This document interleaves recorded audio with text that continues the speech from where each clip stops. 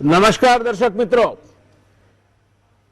ઘણા લાંબા સમયથી એવું કહેવાતું હતું કે ભારતીય અર્થવ્યવસ્થા એ બદથી બદતર તરફ જઈ રહી છે.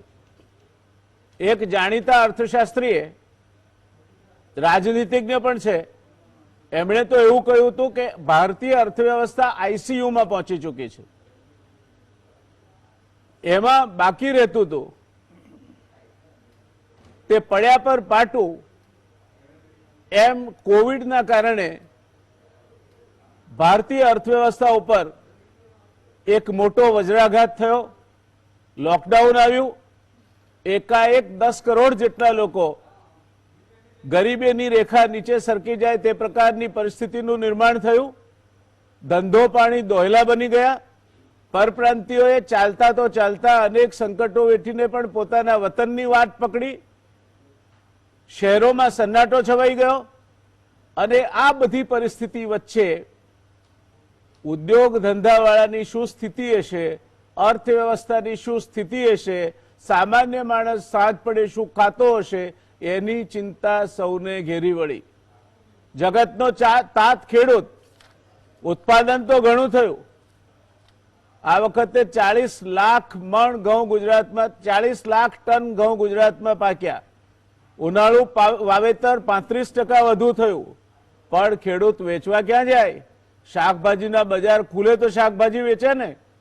એટલે આખી અર્થવ્યવસ્થા એક એવા બદનસીબ ચક્રમાં ફસાઈ કે જેને કારણે સરકાર આજ કે કાલ કંઈક જાહેર કરે અને એમને બચાવે તે પ્રકારની માગણી સાર્વત્રિક રીતે સર્વે દિશામાંથી શરૂ થઈ.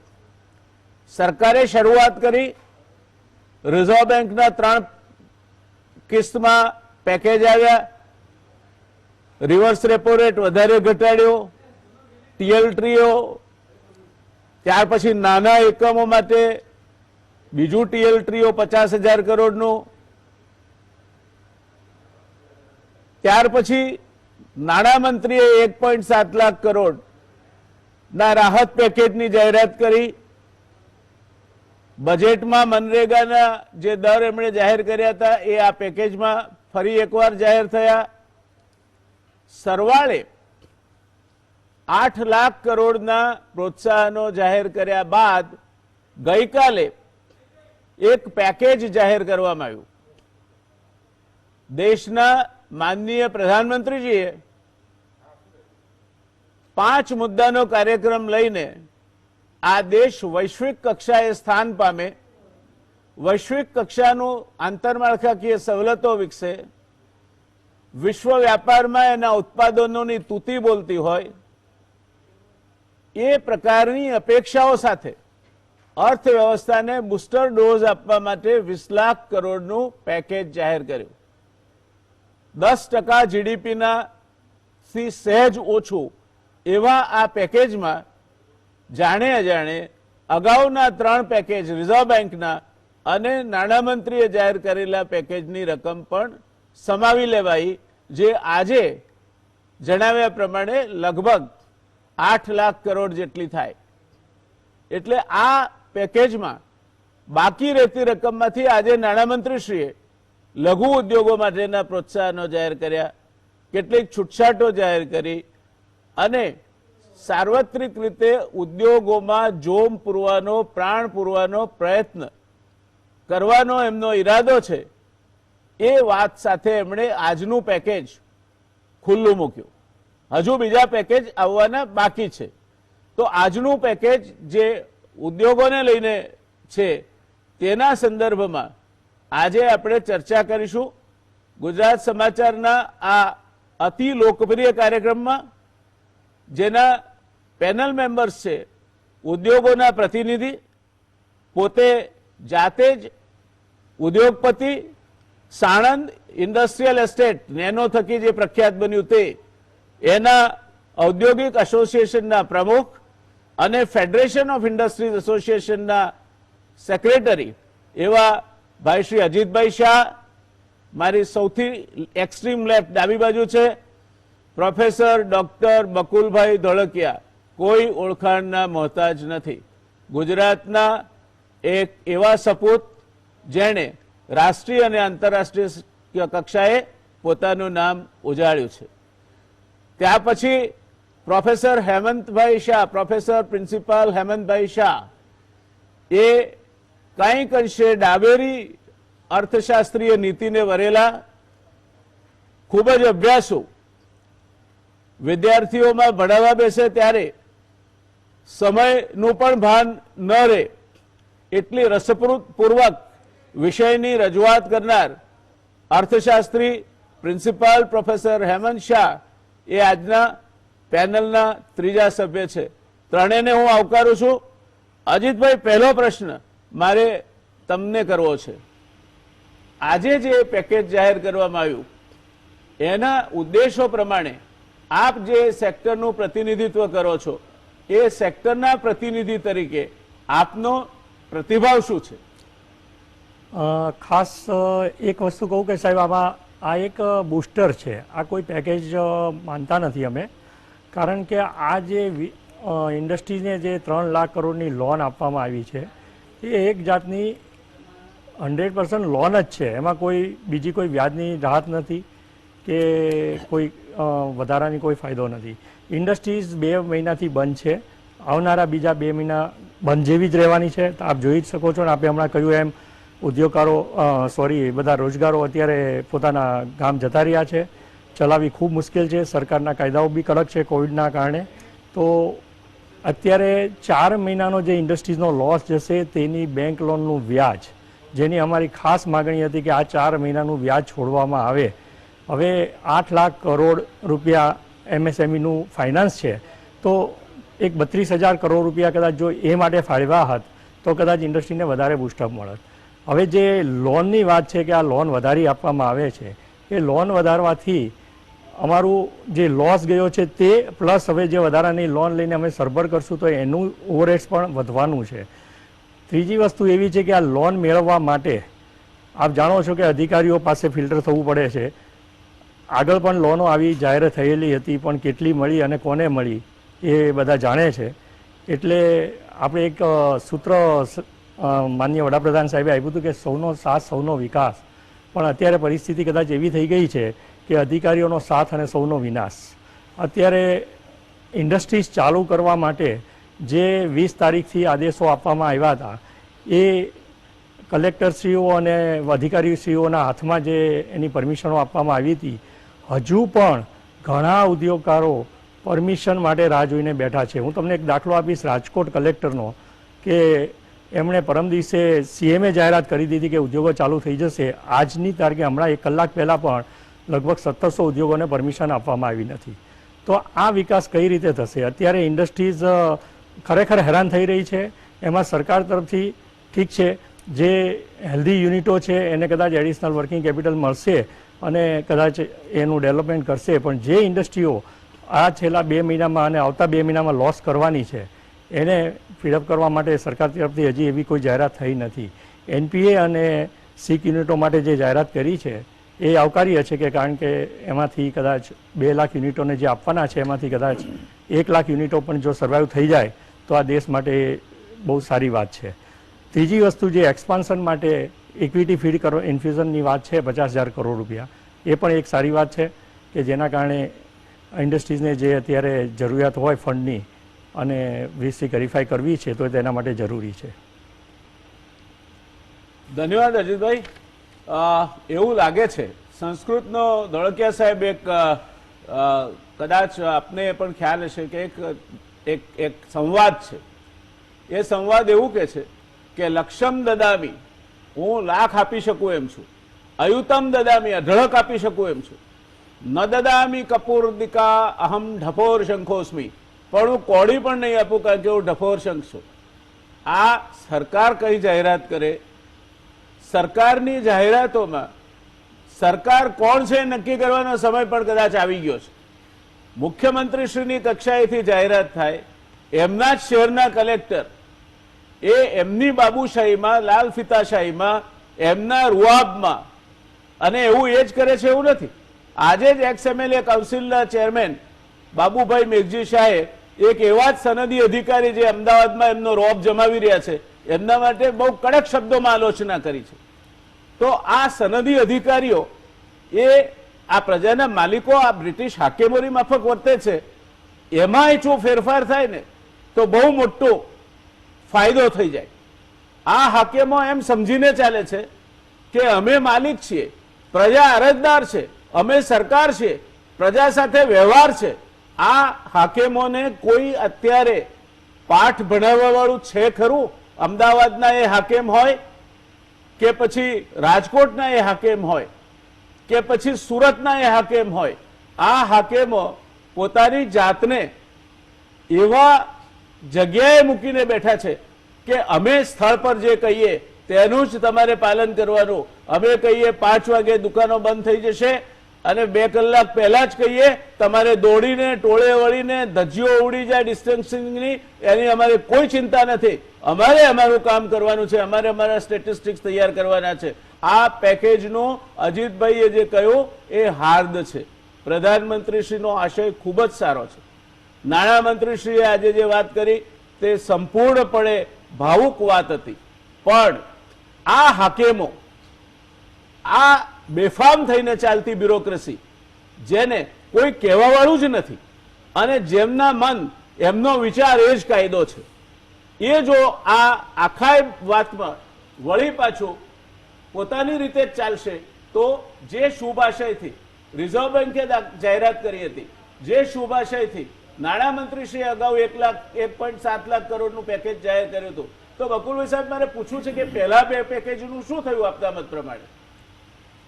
પહેલા 2 પેકેજનું શું થયું, એમણે આપણે માનનીય નાણામંત્રીએ 2014 થી 2019માં શું થયું હતું એની વાત કરી, પરંતુ 1.5 મહિના પહેલા એમણે જે પેકેજ એનાઉન્સ કર્યું હતું તેનું શું થયું એની કોઈ ખાસ વાત કરી નથી. એટલે તમે મને પ્રશ્ન પૂછો છો, પરંતુ આ લોકડાઉનમાં ઘરે બેઠા બેઠા હું આનો જવાબ કઈ રીતે આપું? વાત સાચી છે આપની. એટલે મારી પાસે આના વિશે કોઈ માહિતી નથી. જેટલી માહિતી તમારી પાસે છે એટલી મારી પાસે છે. પ્રશ્ન એ નથી. આપણા દેશમાં આ જે આખું સરકારી તંત્ર છે એમાં આ જે અધિકારીઓની વાત આપે કરી એ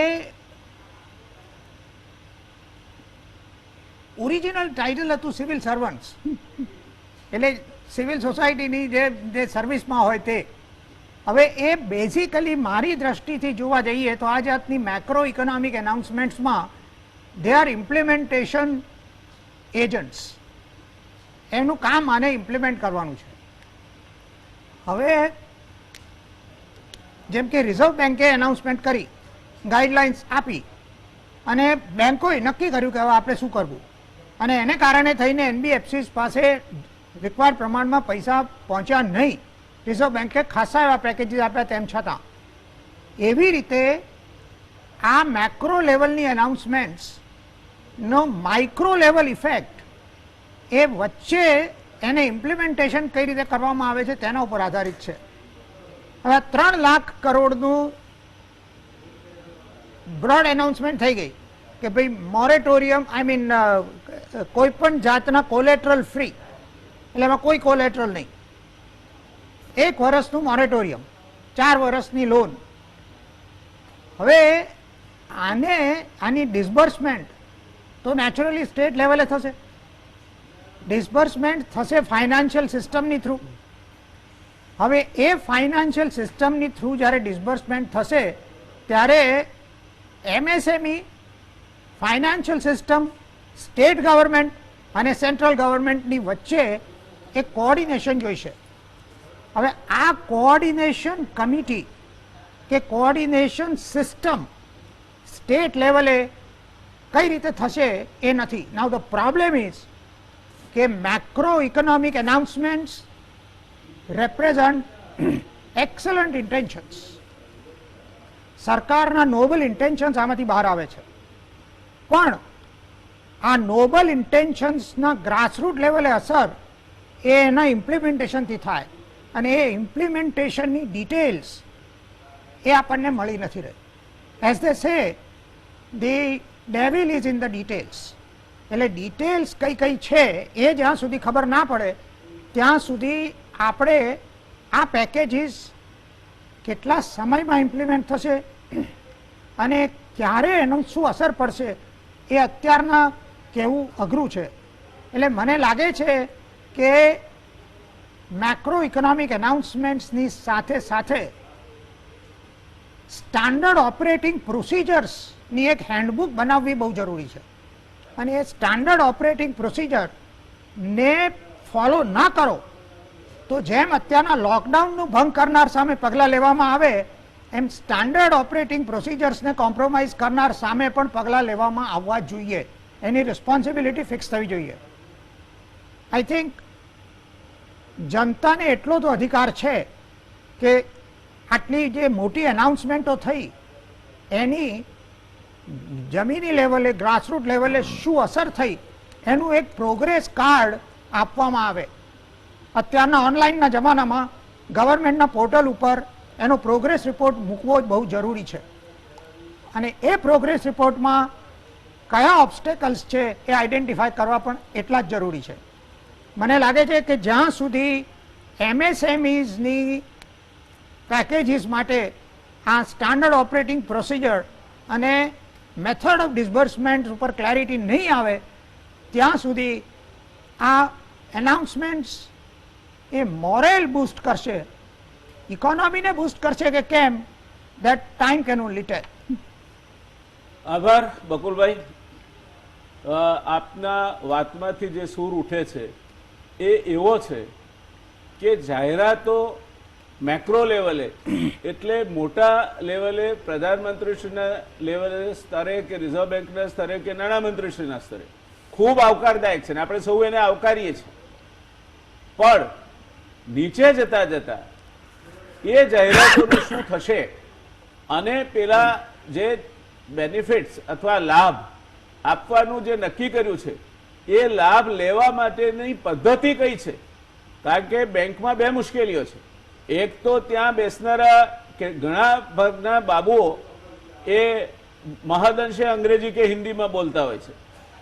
બીજું કે જેમ અહીંયા સિવિલ સર્વન્ટ્સ ચડી બેઠા છે એમ ત્યાં બેન્કિંગ બ્યુરોક્રેસી પણ કંઈ કામ આંકવા જેવી નથી. અહીંયા આપણે જોઈએ છે ને આપણને એમનો અનુભવ થાય છે જે પહેલા નહોતા. હું પણ એ સિવિલ સર્વિસના વ્યવસ્થાનો ભાગ રહીને આવું છું. એક જમાનામાં સરકાર કે તેના ઉપર ક્યારે પણ કલેક્ટર કે કમિશનરની વાત જવા દઈએ, મુખ્ય સચિવ કક્ષાના અધિકારી કે અધિક મુખ્ય સચિવ કક્ષાના અધિકારીએ પણ એ ન કર્યું હોય તો મુખ્યમંત્રી શ્રી એરપોર્ટથી દિલ્હી જતા એક અધિકારીને પાછા મોકલીને એમની ટ્રાન્સફર કરીને પીપામાં બેસાડી દેતા હતા. એ મુખ્યમંત્રીઓ અને મંત્રીઓને જોયા છે. આજે પરિસ્થિતિ બકુલભાઈ કહી છે તેવી છે. આશય સારા છે. પ્રધાનમંત્રીશ્રીની નિષ્ઠા બાબતમાં કોઈ શંકા નથી. નાણામંત્રીશ્રીનો આશય ક્યાંય કોઈ પ્રશ્નાર્થ કરવા નથી. પણ જેણે આ પરબીડિયું ડિલિવર કરવાનું છે એ પરબીડિયું ડિલિવર કરવા વાળાએ કઈ શરતોને આધીન ને કઈ રીતે કરવાનું છે, એના પ્રોસિજર શું છે, કોણ કરશે, કઈ રીતે કરશે, આનું કશી જ વાત આજની તારીખમાં ચોક્કસ નથી થતી. અંગ્રેજીમાં એક કહેવત છે કે the real test of the pudding is in its eating. તમે ખાઓ ત્યારે ખબર પડે. હવે એ પરિસ્થિતિમાં આપણે પ્રોફેસર હેમંતભાઈ શાહને પૂછીએ કે શાહ સાહેબ તમને આ પુડિંગ કેવું લાગ્યું? પહેલા નાના નાના પોર્શનમાં સર્વ થયું અને આજે ગઈકાલે રાત્રે મોટા પોર્શનમાં સર્વ થયું. આજે નાણામંત્રીએ એના ઉપર કંઈક આઈસિંગ્સ નાખ્યા છે. તો આ કેવું લાગ્યું આપને આ બધું? અને આપને શું લાગે છે આનાથી અર્થવ્યવસ્થાને કોઈ વેગ મળશે અથવા તો નાના અને મધ્યમ ઉદ્યોગોનું કંઈ ભલું થશે? શું કહેવું છે આપને? નમસ્કાર વ્યાસ સાહેબ. મને એમ લાગે છે કે આ જે પેકેજની જાહેરાત થઈ છે એ ખરેખર તો બહુ ટૂંકા ગાળામાં આપણને મોટો લાભ કરી આપે એવી કોઈ શક્યતાઓ દેખાતી નથી. એક અગત્યની બાબત મારે આમાં જણાવવી છે અને તે એ છે કે જો આપણે જીડીપીના સંદર્ભમાં આ 20 લાખ કરોડના કુલ પેકેજને આપણે જોવાનું હોય તો પ્રધાનમંત્રીએ એમના ભાષણમાં ગઈકાલે એમ કીધું કે 10% જેટલું થાય છે. એનો અર્થ એવો થાય કે જીડીપી 200 લાખ કરોડ રૂપિયા જેટલું છે. પણ 2019નો જે આંકડો છે તે એવું કહે છે કે 215.60 લાખ કરોડ રૂપિયા જેટલો છે. એટલે જો 20 લાખ કરોડ રૂપિયાનું પેકેજ ગણીએ તો એ 10% જેટલું નથી થતું, પણ લગભગ 9.28% જેટલું થાય છે. એટલે 0.5% જેટલું ઓછું છે. આ ટકો પોણો છે એટલે બહુ નાનો આંકડો લાગે, પણ એ કરોડો રૂપિયા સુધી જાય એ બહુ સ્વાભાવિક છે. આ એક બાબત મારે જરા ધ્યાનમાં લેવી જોઈએ એવું મને લાગે છે. બીજો એક અગત્યનો મુદ્દો એ છે કે અત્યાર સુધીમાં જે પેકેજ જાહેર થઈ ચૂક્યા છે ગઈકાલ પહેલા, એમાં જે રિઝર્વ બેન્કે જે પેકેજીસ જાહેર કર્યા છે એની રકમ લગભગ 8 લાખ. હલો, હા, આપ ચાલુ રાખો.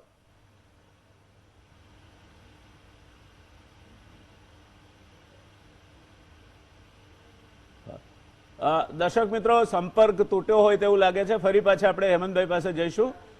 દરમિયાનમાં ધોળકિયા સાહેબ, મારે આપને પૂછવું હતું કે આ જે કંઈ 9.28% ગણો કે એથી ઓછું વધતું ગણો, પણ સાચો રસ્તો એ સરખામણીનો એવો નથી પર કેપિટા જીડીપી ગણીએ આપણે અને પછી વિશ્વમાં આપણે કેટલું આપીએ છીએ તેની વાત કરીએ. અમેરિકા 10% જીડીપી ના આપે અને ભારત 10% જીડીપી ના આપે, એમાં કંઈ બધું સરખું જ ગણાય કે per capita GDP is a better way of comparing?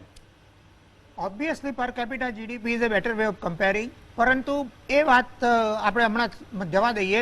Main વસ્તુ એ છે કે 20 લાખ કરોડ એ આપણા દેશ માટે ઘણું મોટું પેકેજ છે, એમાં કોઈ શંકાને સ્થાન નથી. 2008માં આટલું મોટું પેકેજ નહોતું. એટલે ટકાવારીની વાત આપણે પછી કરીશું, પરંતુ સાઇઝની ટર્મ્સમાં આપણા દેશમાં એનાઉન્સ થયેલું લાર્જેસ્ટ પેકેજ છે આ, એ બાબત કોઈ ડિસ્પ્યુટની મેટર નથી. પ્રશ્ન એ નથી.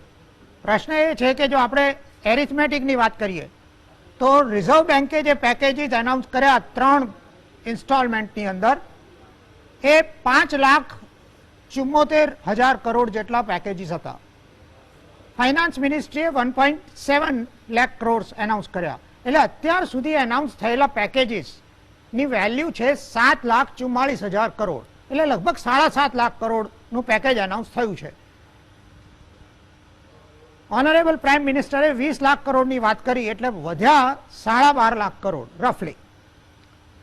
આજે જે એનાઉન્સમેન્ટ ફાઇનાન્સ મિનિસ્ટરે કરી એનો જો આપણે સરવાળો કરીએ તો ધેટ વર્ક્સ આઉટ ટુ 5,90,000 થી 95,000 કરોડ. એટલે લગભગ 6 લાખ કરોડ જેટલું પેકેજ એમણે આજે એનાઉન્સ કર્યું. એટલે જે 12.5 લાખ કરોડ રહ્યા એમાંથી આ 6 લાખ કાઢી નાખો તો હજી 6.5 લાખનું પેકેજ આવવાનું બાકી છે. બરાબર. પણ પ્રશ્ન એ છે કે મેં કહ્યું ને કે ઇન્ટેન્શન્સ આર વેરી નોબલ. અત્યારના એમએસએમઈઝને પ્રોબ્લેમ શું છે? આ પરિસ્થિતિમાં એમના બધા એસેટ્સ ગીરવી મુકાઈ ચૂક્યા છે. એમની પાસે કોલેટરલમાં કશું છે જ નહીં. 2-2.5 મહિનાથી ઉત્પાદન બંધ છે.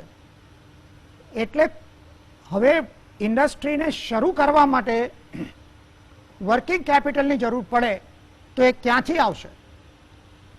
એટલા માટે ઓટોમેટિક શબ્દનો ઉપયોગ કર્યો, કોઈ પણ જાતના કોલેટરલ વગરનો ઉપયોગ કર્યો. 1 વર્ષનું મોરેટોરિયમ, એટલે 1 વર્ષ સુધી હપ્તા નહીં ભરવાના.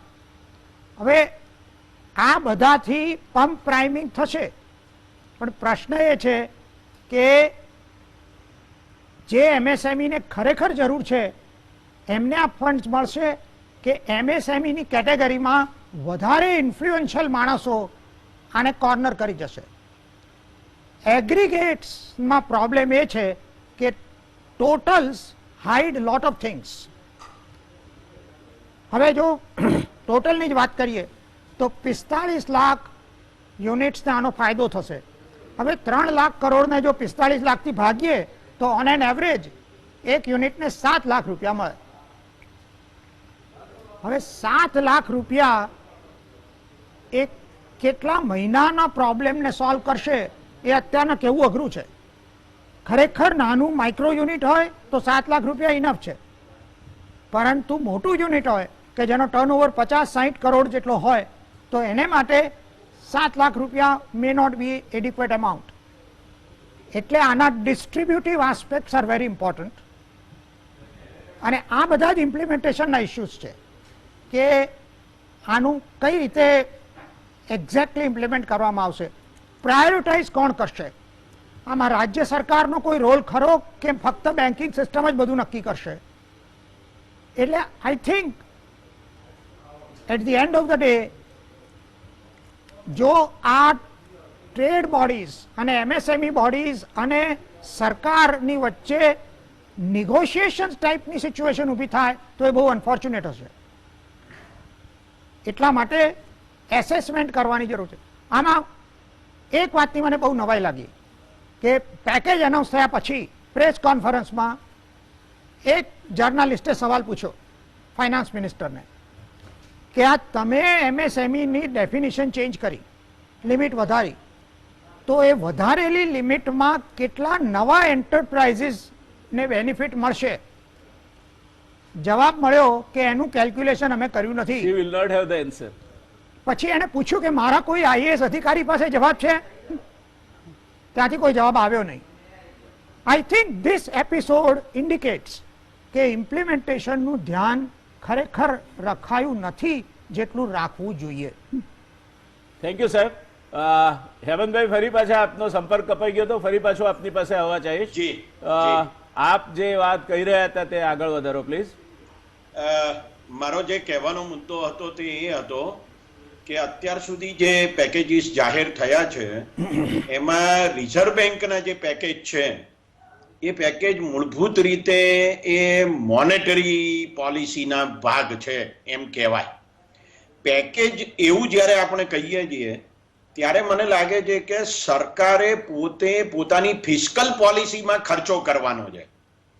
જો એ ફિસ્કલ પોલિસીમાં એટલે કે બજેટમાં જો એ ખર્ચો ના ઉમેરાવાનો હોય તો એને પેકેજ કેવી રીતે કહેવું એ પણ મને તો મોટો સવાલ લાગે છે.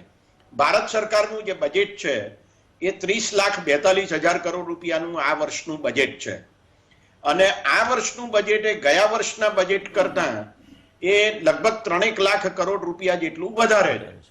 હવે જો આ કોરોના મહામારીના કારણે આ 3 લાખ કરોડ રૂપિયામાં વધારો ના થવાનો હોય, ખર્ચમાં વધારો ના થવાનો હોય તો એનો અર્થ એ થયો કે એને કોઈ પેકેજ આપ્યું જ નથી એમ હું સમજુ છું.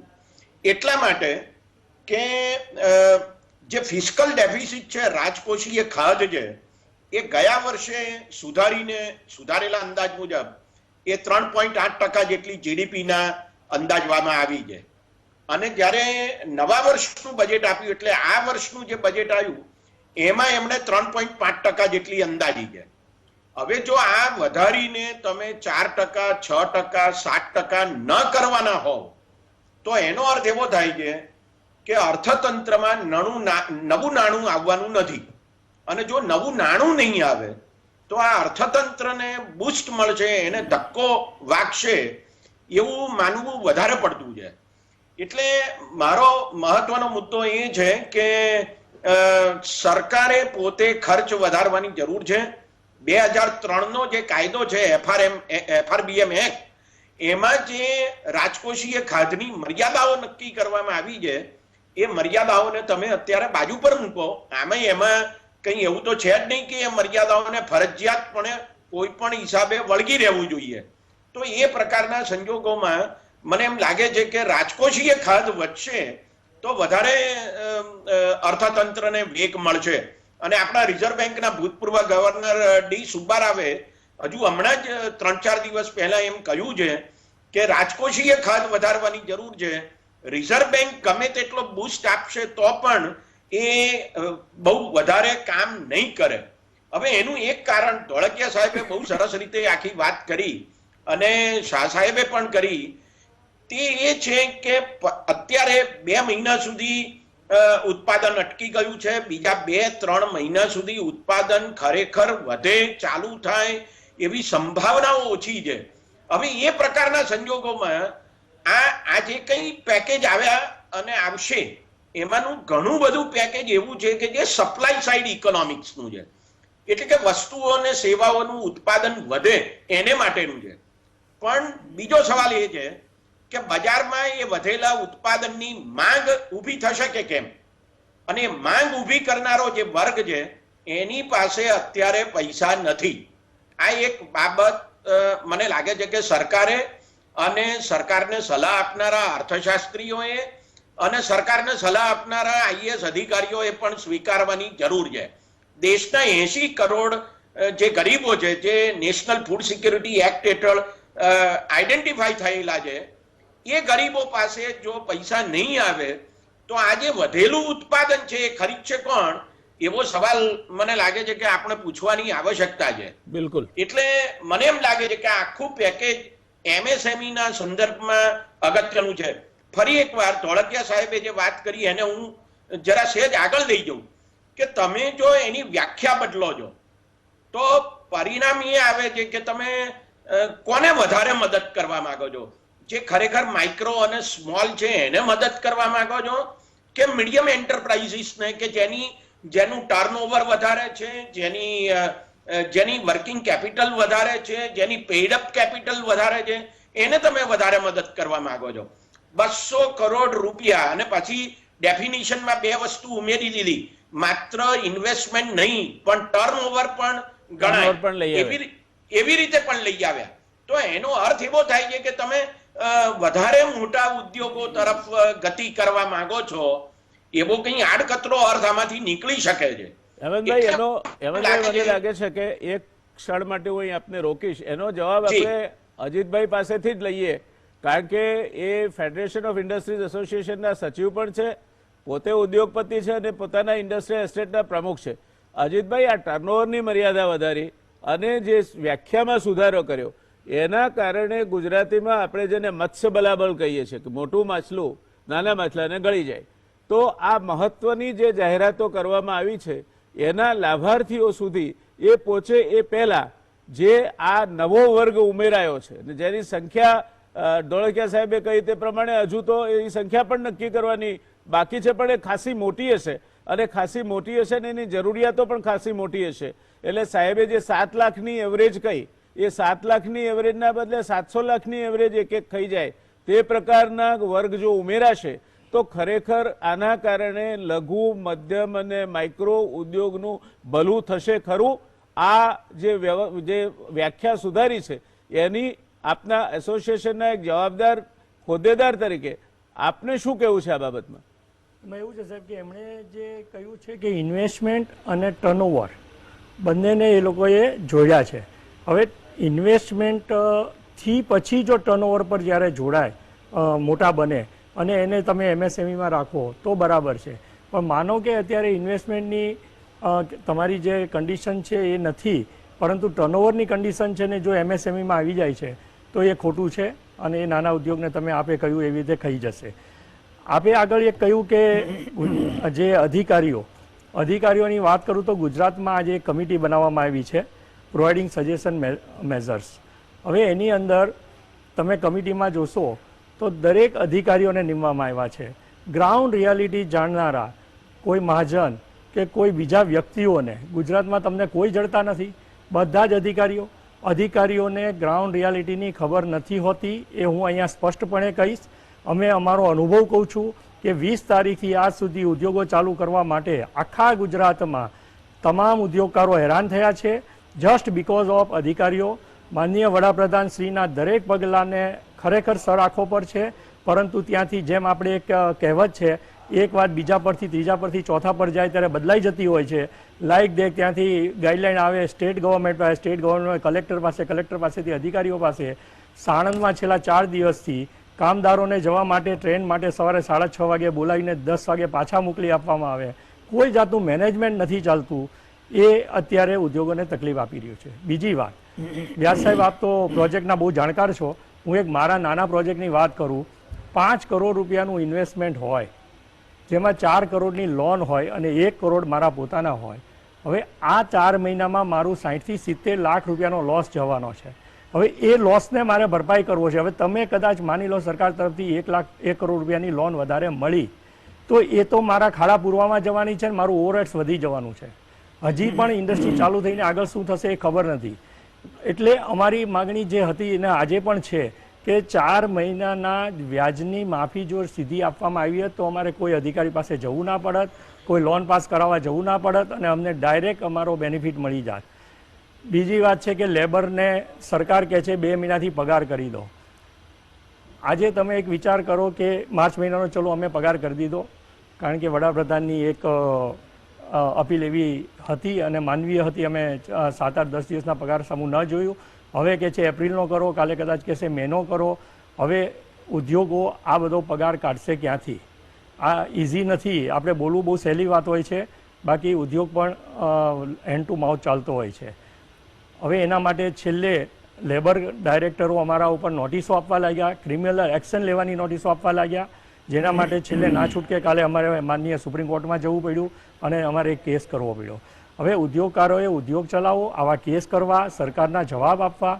એટલે ખરેખર અત્યારે અમારી એક રિક્વેસ્ટ છે સરકારને કે પહેલાં તો અમને આ બધા ખાડાઓમાંથી બહાર કાઢે અને પછી અમે વૈશ્વિક હરીફાઈમાં, ગુજરાત તો છે ને સાહેબ કોઈએ મદદ નહોતી કરી ત્યારે પણ વૈશ્વિક હરીફાઈમાં ઊભો રહ્યો જ છે અને એમએસએમઈ છે આજે 40% એક્સપોર્ટ કરે છે. આજે અહીંના જીડીપીમાં સૌથી મોટું યોગદાન છે અને બધા ઝીરોમાંથી ઉપર આવ્યા છે. આજે ઘણા બધા મોટા ઉદ્યોગકારો તમે લિસ્ટ કાઢો તો બધા નાનામાંથી મોટા થયેલા છે, એટલે એને કોઈ તકલીફ પડવાની નથી. બીજું સરકાર એક ઇન્ફ્રાસ્ટ્રક્ચરની વાત કરી રહી છે, ઇન્ફ્રાસ્ટ્રક્ચર ડેવલપ કરવાની. સાહેબ સાણંદ જીઆઈડીસીમાં ઇન્ફ્રાસ્ટ્રક્ચર 10 વર્ષથી રેડી છે. આજે 700 હેક્ટર જગ્યા વેચાયા વગરની પડી છે અને બીજી 500 હેક્ટર જગ્યાઓમાં ઇન્ડસ્ટ્રી જગ્યા આપ્યા છતાં ડેવલપ નથી થઈ શકી. અને સામે દાખલો આપું તમને મોરબીનો કે મોરબીમાં કોઈ ઇન્ફ્રાસ્ટ્રક્ચર નથી, સરકાર તરફથી ત્યાં આપવામાં નથી આવતી, છતાં પણ એ ઉદ્યોગ ડેવલપ થઈ ગયો છે.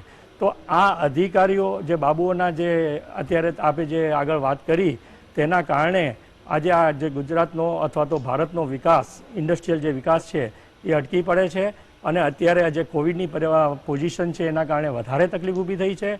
તો સરકારશ્રીએ તાત્કાલિક આ જે 3-4 મહિનાના બીજા બધા પ્રશ્નો સ્ટેટ લેવલના ઘણા છે, પરંતુ જ્યારે કેન્દ્ર સરકાર તરફથી આ જાહેરાત થઈ છે તો 4 મહિનાનું બેંકનું વ્યાજ માફ કરીને બાકીની પછી લોન જો આપીએ હોત તો ખરેખર ઉદ્યોગો આગળ વધી શકત. અત્યારે તો આ અમારે ખાડો પૂરવામાં લોન જશે એ હકીકત છે. એટલે અજીતભાઈના કહેવા પ્રમાણે આમાંથી કંઈ ઝાઝો માલ નીકળે એવું દેખાતું નથી. બ્યુરોક્રેટ્સની વાત કરી એ બાબતમાં પણ મેં પણ કહ્યું, બકુલભાઈ સાહેબે પણ કહ્યું. મારે કહેવું છે કે આજનું ગુજરાત એનો 1973 થી 1990 સુધીના સુવર્ણકાળનો એના વિકાસના હું સાક્ષી રહ્યો છું અને આ ગુજરાતના વિકાસમાં અનેક સનદી અધિકારીઓનો સિંહ ફાળો છે એવું કહેતા પણ મને જરાય સંકોચ નથી. એ આખું કોણ જાણે ક્યાં એ રાજનીતિજ્ઞો અને એ સનદી અધિકારીઓ એ આખો ફાલ ખોવાઈ ગયો છે. અત્યારના સનદી અધિકારીઓ એ હાકેમો બની ગયા છે અને એમાં પણ નામ દઈને કહી શકાય એવા અડધો ડઝન એવા છે અને એકાદ તો જાણે ગુજરાત એમની જાગીર હોય તે રીતે અહીં પલોઠી વાળીને બેસી ગયા છે. એ અધિકારીઓ ગુજરાતને શું સમજી શક્યા નથી. ગુજરાતને આ જ સનદી અધિકારીઓએ મોટું કર્યું છે. લલિત દલાલ સાહેબનું નામ દો કે એન વિઠ્ઠલનું નામ દો કે સુરેશભાઈ શેલતનું નામ દો, એમજી શાહ સાહેબનું નામ દો, અનિલ શાહનું નામ દો, મુકુંદનનું નામ દો, કેટલા કેટલાના નામ દેવા. આ લોકોનો સિંહ ફાળો છે, આ જ અધિકારીઓનો સિંહ ફાળો છે. Bureaucracy per se has contributed in development of the state handsomely. પણ અત્યારે જે જમાત પેદા થઈ છે તે જમાત સમજી લે કે આ એમની જે જોહુકમી છે તે જોહુકમી અને સ્ટેક હોલ્ડર્સને સાથે નહીં રાખવાની વૃત્તિ, માલિક ભાવ, માલિકી હક ભાવ એ આ સ્ટેટના જહનમાં નથી, અહીંની આબોહવામાં નથી. તમે કદાચ થોડોક સમય તમારી જોહુકમી ચલાવી શકશો, લાંબા ગાળે તમે આ રાજ્યનું બહુ મોટું અહિત કરો છો, પણ એના માટે કોને દોષ દેવો? ગુજરાત રાજની પ્રજાનું ખમીર અને જમીરત સુકાઈ ગયું હોય ત્યાં કોને દોષ દેશો તમે? એ ચલાવી લે છે, માટે ચાલે છે. બાકી એક ભિખારી 2 રૂપિયાનું બિસ્કિટનું પેકેટ ખરીદે છે, એમાં પણ જીએસટી છે, એમાંથી પગાર થાય છે આ લોકો. આપણે કેમ આ બધું ભૂલી જઈએ છીએ? તો હેમંતભાઈ શાહ સાહેબ, મારે આપને પૂછવું છે, જરા થોડું ઝડપથી મારે આપની વાત સાંભળવી છે કે હવે આ 20 લાખ કરોડ જાહેર થયા પછી આપને શું લાગે છે ગુજરાતનો જીડીપી કેટલો વધશે, કેટલો ઘટશે? આ વર્ષ માટેનો ગુજરાતના જીડીપીનું આપનું પૂર્વાનુમાન શું છે? જીડીપી નો વૃદ્ધિ દર ગુજરાતને માટે પણ ઘટશે અને સમગ્ર દેશને માટે પણ વૃદ્ધિ દર ઘટશે એવા બધા અંદાજો આપણે જોઈ રહ્યા છીએ કે રાષ્ટ્રીય અને આંતરરાષ્ટ્રીય સ્તરે આવી ચૂક્યા છે. અને રાષ્ટ્રીય સ્તરે પણ 2.5 થી 3% જેટલો જીડીપી નો વૃદ્ધિ દર ઘટી જાય. એકાદ અંદાજ તો એમ પણ કહે છે કે માઇનસ થઈ જાય, એટલે જીડીપી વધવાને બદલે ઘટે એવા પ્રકારની પરિસ્થિતિ પણ ઊભી થાય. ગુજરાતના સંદર્ભમાં જો કહીએ તો જે લગભગ 8 થી 8.5% જીડીપી નો વૃદ્ધિ દર, રિયલ જીડીપી ગ્રોથ રેટ જે છે, એમાં પણ મને એમ લાગે છે કે ઓછામાં ઓછો 2.5 થી 3% ઘટાડો થાય એવી સંપૂર્ણ સંભાવના છે. એનું એક અગત્યનું કારણ છે, અજીતભાઈ વધારે સારી રીતે એ બાબત જાણે છે અને કહી શકે તેમ છે કે જે મજૂરો અહીંયાથી ગયા છે એ આપણને એવું લાગે છે ખરું કે આ 2 મહિનામાં પણ પાછા આવશે? મને નથી લાગતું કે દિવાળી સુધી પણ પાછા આવે. 2 મહિના પછી શરૂઆત થશે. એ શરૂઆત થશે. એનો અર્થ એવો થાય છે કે આ લાખો મજૂરો જે અહીંયાથી ગયા છે એ પાછા નહીં આવે તો ત્યાં સુધી તમે સરકાર માની લો કે મંજૂરી આપે, રિઝર્વ બેંક કે બેંકો તમને લોન આપે, તેથી મજૂરો વિના ઉત્પાદન કેવી રીતે થશે? આ વાત મને લાગે છે કે બહુ ગંભીર છે. મને યાદ છે કે એક મજૂર જે વાપીથી નીકળ્યો હતો અને આસામ પહોંચ્યો, અને આસામ પહોંચ્યા પછી એ એવું બોલ્યો કે મારી જિંદગીમાં હું કોઈ દિવસ હવે એમ કે આસામની બહાર નહીં જઉં. એ વાપીથી નીકળેલો છે, 27 દિવસે એ માણસ ત્યાં પહોંચ્યો છે. હવે મારો કહેવાનો મુદ્દો એવો છે કે આવા અનેક ઇન્ટરવ્યુઝ આવી ચૂક્યા છે ગુજરાત વિશે કે જે મજૂરો ગુજરાતમાંથી ગયા છે, એ ગુજરાતમાંથી અમે કદી પાછા નહીં આવીએ એવું બોલનારા મજૂરો છે. તો મારો કહેવાનો મુદ્દો એ છે કે આ મજૂરો પાછા આવે અને ઉત્પાદનની પ્રક્રિયામાં જોડાય એવું કશુંક વિચારવું જોઈએ. દાખલા તરીકે વાઇબ્રન્ટ ગુજરાતની પરિષદ થાય છે ત્યારે ગુજરાતના અધિકારીઓ એ આખી દુનિયામાં ફરે છે અને ફરીને પછી બધા મૂડીરોકાણકારોને, કંપનીઓને બોલાવવા માટે એમને વિનંતી કરે છે. તો મને એવું લાગે છે કે આપણા અધિકારીઓ અને ઉદ્યોગ મંડળોના પ્રતિનિધિઓ એ જ્યાંથી આ મજૂરો આવ્યા છે, રાજસ્થાન હોય, બિહાર હોય, યુપી હોય, આસામ હોય, બંગાળ હોય, તેલંગાણા હોય, આંધ્રપ્રદેશ હોય, એમપી હોય, તો એ ત્યાં જાય અને એમને ભાવપૂર્વક બોલાવે અને એમને ખાતરી આપે કે જે પ્રકારની ભૂતકાળમાં મુસીબતો એમને માટે ઊભી થઈ છે એવી નહીં થાય. તો એ અહીંયા આવશે અને તો ગુજરાત જે વાઇબ્રન્ટ, ગતિશીલ, અડીખમ એવું બધું જે આપણે કહીએ છીએ એ કહેવામાં આપણને ગર્વ થશે. નહીં તો ગર્વ નહીં થાય અને ઉદ્યોગો પણ મળશે. મને એવું લાગે છે કે સરકાર, મધ્યમ વર્ગ અને આ ઉદ્યોગો, એના માલિકો, એ બધાને પહેલી વાર આજે એવું લાગી રહ્યું છે કે આ મજૂરો એ ખરેખર આ વાઇબ્રન્ટ ગુજરાતના સર્જકો છે, આપણે એમને ભૂલવા ના જોઈએ. બહુ સાચી વાત છે. આ બાબત મને લાગે છે કે સૌથી વધારે મહત્વની છે. હેમંતભાઈ, આપણે ખૂબ મહત્વના મુદ્દા ઉપર ચર્ચા છેડી. આપણે હ્યુમન રિસોર્સિસ શબ્દ વાપરીએ છીએ એમના માટે. હ્યુમન રિસોર્સિસ એટલે આ જો હ્યુમન રિસોર્સિસ જ નહીં હોય તો ઉત્પાદન થવાનું શક્ય નથી. એટલે ધોળકિયા સાહેબને મારે પૂછવું છે કે સાહેબ, વ્યાપક બેરોજગારી છે અને હજુ બેરોજગારી વધવાની છે, ત્યારે અહીંથી જે ખરાબ અનુભવ લઈને ગયા તે કદાચ પાછા નહીં આવે, પણ ચોરાનું નખો જ જતું નથી. વેપાર અથવા તો રોજગારીની શોધમાં જે લોકોને થોડાક જેને કહેવાય કે વધારે પડતા સાહસિક છે એ લોકો પાછા ગુજરાતમાં મજૂર તરીકે કામ કરવા માટે આવે એવી શક્યતાઓ જે વ્યાપક બેરોજગારી છે જોતા આપ જુઓ છો. આને ભૂલાતા કેટલો સમય લાગશે આ કડવી ઘટનાઓને?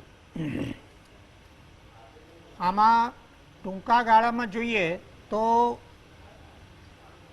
આ મજૂરો ટૂંકા ગાળામાં પાછા નહીં આવે, એટલે આવતા 3 મહિના 4 મહિના 5 મહિના સુધી લેબરનો પ્રોબ્લેમ નડશે.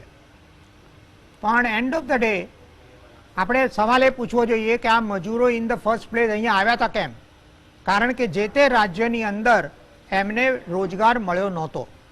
હવે જે રાજ્યોમાંથી આવ્યા છે એ રાજ્યોમાં કંઈ છેલ્લા 2-3 વર્ષમાં એવો વિકાસ થયો નથી કે એમને ઘણી બધી જોબ ઓપોર્ચ્યુનિટીઝ ત્યાં મળે. એટલે આ અનુભવને ભૂલતા એમને સમય થશે, પણ at the end of the day એ નહીં આવે તો એમના પડોશી આવશે. પરંતુ ગુજરાતની અંદર એમ્પ્લોયમેન્ટ ઓપોર્ચ્યુનિટીઝ છે. અને બીજું કે જે કોન્ટ્રીબ્યુશન આ વર્કર્સ કરી રહ્યા હતા એ આપણા વર્કર્સ કરવા નથી માગતા.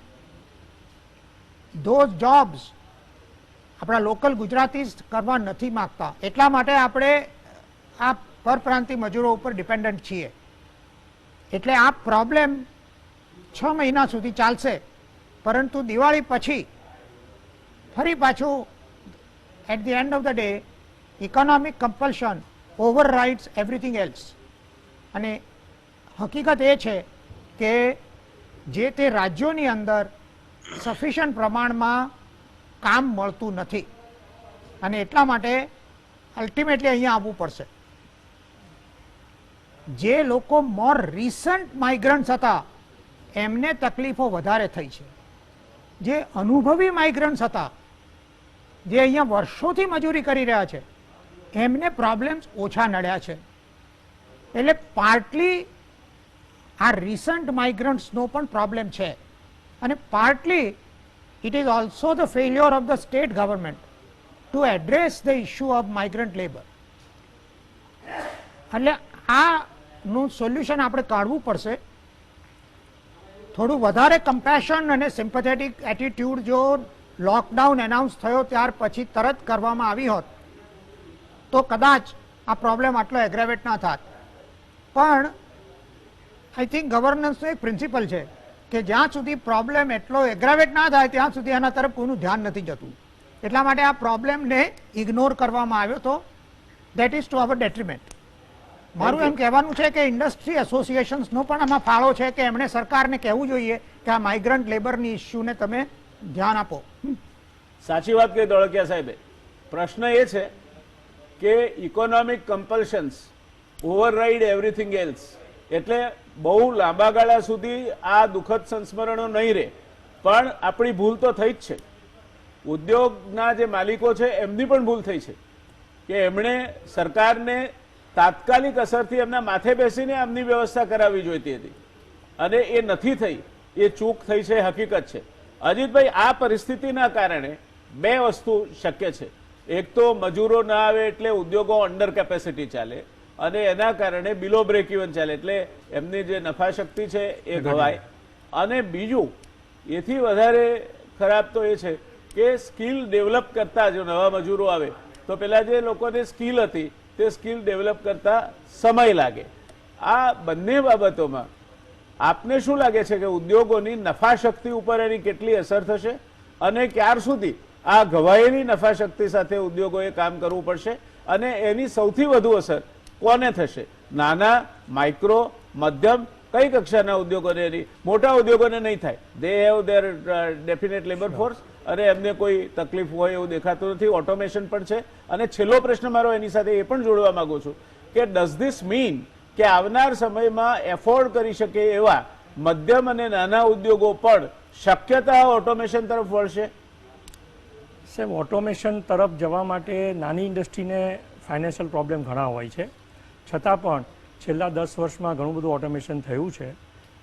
રહી વાત જે વર્કરોની કહો છો, એ વર્કરો 2 મહિના પછી, 2 મહિના તો ભૂલી જ જવાનું છે, 2 મહિના પછી શરૂ થશે. સરકારની પણ ક્યાં ચૂક થઈ કે પહેલાં મોકલી ના દીધા, અને હવે જ્યારે 1-1.5 મહિના સુધી માલિકોએ સાચવ્યા, અને હવે જ્યારે ઇન્ડસ્ટ્રી ચાલુ થઈ ત્યારે સરકારે કહ્યું કે એમને મોકલી આપો. હવે એ મોકલી આપ્યા છે, એ 2 મહિના સુધી નહીં આવે. 2 મહિના પછી શરૂ થશે, અને એના આવતા બીજા 2 મહિના થશે. એટલે ટોટલ સાહેબ 3 થી 4 મહિના સુધીમાં આને લાઇનઅપ થતા થશે. પરંતુ એક બીજી વાત જણાવી દઉં કે 4 લાખ વર્કરો અહીંથી માઇગ્રેટ થયા છે ને પહેલાં પણ કદાચ 3-4 લાખ થયા છે. એક થોડોક ફાયદો એ હતો કે હોળીનો સમય હતો એટલે અમુક મજૂરો ત્યાં જ હતા, એટલે હજી આવ્યા નહોતા એટલે એ પણ ત્યાં જ રોકાઈ ગયા હતા. એટલે ગુજરાતની જે ટોટલ રિક્વાયરમેન્ટ છે કામદારોની એની મને લાગે છે કે 25% માઇગ્રેટ થઈ છે અત્યારે. બાકી આપણી લોકલ અને રોકાયેલી છે જે વર્ષોથી હોય તે, અને ઘણા પણ હજી અમારી ફેક્ટરીઓમાં પણ રોકાયેલા છે. એટલે 50% કેપેસિટીમાં જે કામ ચાલુ કરાવ્યું છે એ થઈ રહ્યું છે. ધીમે ધીમે એમાંથી આગળ આવશું. પણ આપે જે કહ્યું એ બ્રેક ઇવન, બિલો બ્રેક ઇવનની જે વાત છે, ખરેખર એ નફા શક્તિ નથી ઘટતી, ખોટમાં જઈ રહ્યા છીએ.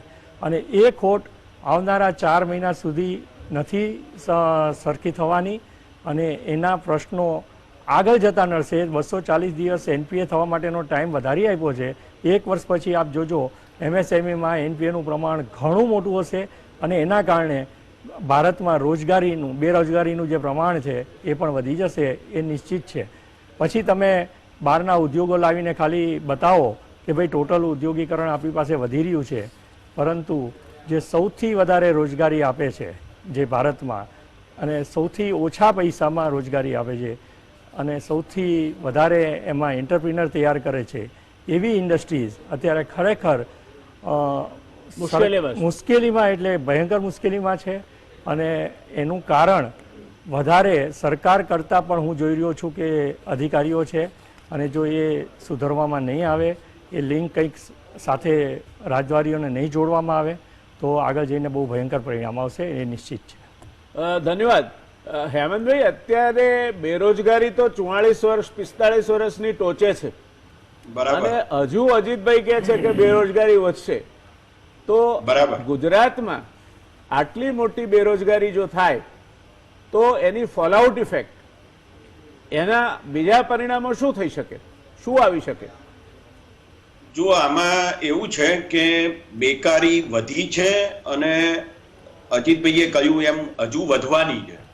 જો એ પ્રકારની પરિસ્થિતિ ઊભી થાય તો જીડીપીનો જે વૃદ્ધિ દર ઘટ્યો એનું પણ એક પરિણામ બેકારી છે.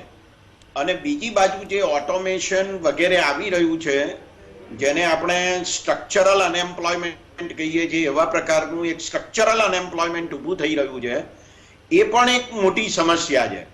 પણ મને લાગે છે કે ગ્રામ વિસ્તારોમાં રોજી આપવા માટેની જે નરેગા યોજના છે, જેને national rural employment guarantee act 2005, આ હેઠળ જે રોજગારી આપવામાં આવે છે, એ રોજગારીના માટે અત્યારે કેટલાક કામો છેલ્લા 10 દિવસથી ગુજરાતમાં શરૂ થયા છે. મને એમ લાગે છે કે આ કામો વધારે સારી રીતે રજૂ થાય, અને જે 220 રૂપિયાનું લઘુત્તમ વેતન નક્કી કરવામાં આવ્યું છે નરેગામાં, એટલી પણ જો એમને રકમ પ્રાપ્ત થાય 100 દિવસની રોજગારીની, તો પણ મને લાગે છે કે ગુજરાતમાં ખાસી પરિસ્થિતિ સુધરી શકે. હેમંતભાઈ, પ્રશ્ન એ થાય છે કે આપણે પેલા જે પ્રોફેસર CK પ્રહલાદે કહ્યું છે બોટમ ઓફ ધ પિરામિડના હાથમાં પૈસા મૂકવાની જરૂર છે, એવું આપ કહેવા માંગો છો. એ સર્વથા યોગ્ય છે, અને નીતિઓએ પણ એ દિશામાં જવું જોઈએ. દર્શક મિત્રો, ગુજરાતીમાં કહેવત છે લાડી પાડી નીવડે વખાણ. આજે આપણે આશાથી આ 20 લાખ કરોડના પેકેજની જુદી જુદી બાબતોના 1 કલાકની મર્યાદામાં જે છણાવટ થાય તે કરી છે. એનું એક માથામાં વાગે એવું તારણ એ નીકળ્યું છે કે આ રાજ્ય સર્વત્ર સર્વતયા અધિકારીઓની નાગચૂડમાં એવું ફસાયું છે કે પ્રજાનું નેતૃત્વ લગભગ નષ્ટપ્રાય થઈ ગયું છે. આ પાછું આવશે તો રાજ્યમાં ખમીર છે, જમીર છે, ઉદ્યોગ સાહસિકતા છે. ગુજરાત ચોક્કસ આ જે કટોકટી ઊભી થઈ છે એને પાર કરીને વળી પાછું પ્રગતિના રસ્તે આગળ વધવા માટે સક્ષમ છે. પણ ગળે ઘંટીનું પડ્યું બાંધી અને આપણે કહીએ કે સ્વિમિંગ પુલમાં પડ તો ગમે તેવો સારો તારું હોય તો પણ પહેલો નંબર ન આવી શકે, એ ડૂબે, એ પરિસ્થિતિ આજની આ અધિકારીઓ દ્વારા સંચાલિત પરિસ્થિતિએ આપણા માટે ઊભી કરી છે. અને એ પરિસ્થિતિ બદલાય એવું દરેક ગુજરાતી ઈચ્છશે, અને જેટલી જલ્દી બદલાશે તેટલી રાજ્યના હિતમાં હશે. અધિકારી પ્રજાનો સેવક છે, પ્રજાનો માલિક નથી. આ વાત એના મગજમાં સ્પષ્ટ હોવી જોઈએ, જે ક્યાંક વિસરાય છે. આપણે આશા રાખીએ ફરી પાછી એ ભાવના પુનઃ પ્રાગટ્ય થાય, એની રાહ જોઈએ. ધન્યવાદ હેમંતભાઈ, બકુલભાઈ સાહેબ, અજીતભાઈ. આપે ખૂબ ઉપયોગી સૂચનો કર્યા, સરસ મજાની ચર્ચા જામી, ભાગ લીધો. આપ સૌનો આભાર. દર્શક મિત્રો, વળી પાછા મળીશું આપણે એક નવા મુદ્દા સાથે. ચર્ચાની ચકડોળે ગુજરાતને આપણે આગળ લઈ જવું છે એ ભાવના સાથે. સૌનું સારું થાય, સૌનું કલ્યાણ થાય, સૌ સુખી થાય એ ભાવનાને આગળ વધારવા માટે જીએસટીવી પરની આ ચર્ચાઓ ક્યારેય આ તરફ કે પેલી તરફ નહીં, પણ તટસ્થતાથી નિષ્ણાતોના માર્ગદર્શનને સંપૂર્ણ નિર્ભય રીતે પોતાની સ્વૈચ્છિક અનુકૂળતા અને વિચારસરણી મુજબ રજૂ કરે છે એ પ્રણાલીને આપણે આગળ વધારીશું. શુભરાત્રિ. આવજો.